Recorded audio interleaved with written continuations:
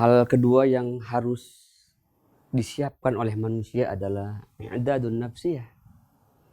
Manusia harus menyiapkan jiwanya, menyiapkan mentalnya. Di samping manusia butuh dari sisi wawasan dan pengetahuannya, manusia harus diperkokoh dan diperteguh dengan mental-mental baiknya. Saudara-saudaraku sekalian, negeri ini tidak sedikit orang-orang pintarnya. Negeri ini tidak sedikit para guru besarnya. Negeri ini justru setiap tahun melahirkan banyak sarjana-sarjana yang ahli di berbagai bidangnya. Tapi ternyata manusia-manusia yang pintar tidak secara garis lurus lahir manusia-manusia yang benar. Karena manusia-manusia yang benar lahir dari hati dan jiwa yang benar pula. Karena itu saudara-saudariku sekalian, kita harus menajamkan kepekaan batin kita. Kita harus menjernihkan hati dan jiwa kita. Karena orang-orang yang hatinya bening, yang jiwanya bersih, akan memiliki ketahanan daya juang dalam menghadapi berbagai macam ujian dan tantangan yang dihadapinya. Orang yang hatinya lapang, bagaikan lautan, meskipun hujan yang tak henti-henti, meskipun sampah yang tak wangi datang kepadanya, maka samudra dan lautan bersedia untuk menampung dan menerimanya. Dan lautan tidak pernah mengatakan dirinya overload untuk menampung semua wadah yang masuk ke dalam dirinya. Itulah hati yang lapang, itulah jiwa yang luas. Sepahit apapun kondisi yang dihadapi, segetir apapun kejadian yang dia alami, dia tetap tangguh, dia tetap maksimal untuk menjadi orang-orang yang tampil dengan terbaiknya. Saudara-saudariku sekalian, karena itu maka di samping kita menggariskan sebagai orang-orang yang cerdas secara intelektual, tapi secara emosional dan spiritual, kita harus menajamkan aspek yang satu ini.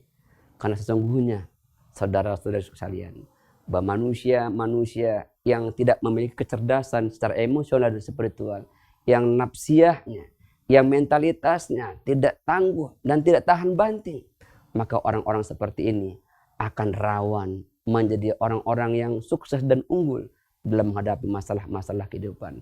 Sesungguhnya manusia ini, kehidupan ini bukan seperti jalan tol yang lurus tanpa rintangan dan hambatan. Tapi kehidupan ini penuh dengan berbagai liku-liku yang terkadang harus ke atas dan terkadang harus ke bawah. Terkadang harus menaiki dan menapaki tangga dan jalan yang begitu tinggi dan terjal. Tapi terkadang harus menurun ke bawah dan membutuhkan ketelitian dan kesabaran. Saudara-saudariku sekalian, karena itu untuk menghadapi berbagai macam cobaan dan ujian itu, maka manusia harus mengayakan hatinya.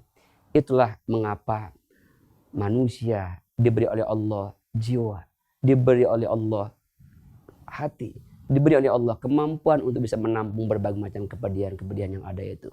Karena itu Allah Subhanahu wa ta'ala lewat Rasulullah SAW menyatakan, Rasul bersabda, "Innallaha la yanzuru ila ajsamikum wala ila suwarikum, walakin yanzuru ila qulubikum wa a'malikum."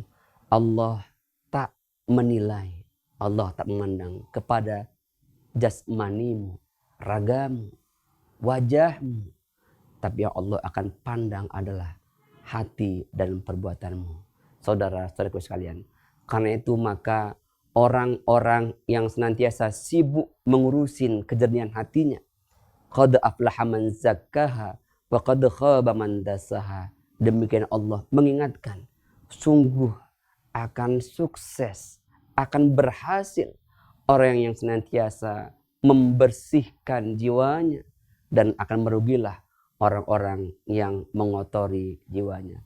Saudara-saudariku sekalian, itulah mengapa dalam agama ada ibadah, ada ritualitas, ada zikir, di mana manusia diajak, ditarik, digiring untuk mengingat suara-suara yang ada di hatinya.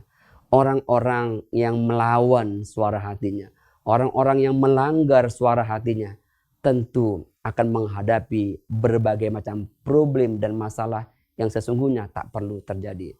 Karena itu saudara-saudariku sekalian, maka isilah hidup ini. Di samping kita belajar yang banyak, kita juga harus meningkatkan kejernihan hati kita kepada Allah Subhanahu wa taala. Buang prasangka, terlebih suudzon kepada siapapun, kepada Allah Subhanahu wa taala, kepada makhluk, kepada alam, dan kepada siapapun. Kita harus membersihkan hati kita bahwa Allah Subhanahu wa taala pasti akan membantu kita jikalau kita melakukan hal-hal yang terbaik. In tansurullah yansurkum. Jikalau engkau menolong Allah, Allah pasti akan menolongmu. Karena itu Allah Subhanahu wa taala menyatakan, "Idza jaa nasrullahi wal fath." Sesungguhnya apabila telah datang kemenangan, apabila telah datang pertolongan dan kemenangan, engkau lihat manusia masuk ke dalam agama Allah secara berbondong-bondong. Wa ra'aitan nas yadkhuluna afwaja. Yadkhuluna fi dinillahi afwaja. Masuk ke dalam agama Allah dengan berbondong-bondong. Apa perintah Allah? Fasabbih bihamdi rabbika wastaghfir. Maka bertasbihlah kamu kepada Allah dengan memujinya dan banyak-banyaklah meminta ampun kepada Allah Subhanahu wa taala. Karena itu saudara-saudariku sekalian, bertasbih berarti mensucikan Allah, mensucikan dari sifat-sifat yang negatif tentang Allah. Karena sesungguhnya orang yang berpikiran negatif akan menarik energi-energi yang negatif pula. Karena itu maka mari kita jadikan hati kita menjadi taman-taman diri yang membuat kita menjadi orang-orang yang melahirkan sebuah perilaku-perilaku kebaikan. Karena Allah Subhanahu wa taala tidak sekedar menyaksikan tapi juga menilai apa yang menjadi niat yang ada di hati kita.